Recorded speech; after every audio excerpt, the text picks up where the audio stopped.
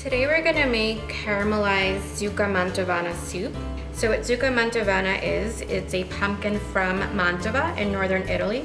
So the ingredients for today's recipe are going to be the zucca, olive oil and butter, sage and shallots, celery, some carrots, some golden onions, some bay leaf.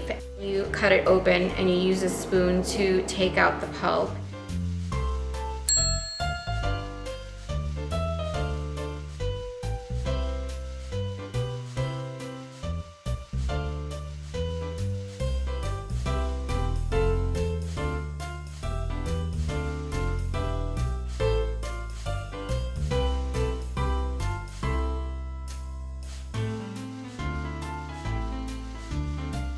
We're gonna take the shallot and we're going to finely dice it, and you saute in a pan with a little bit of olive oil.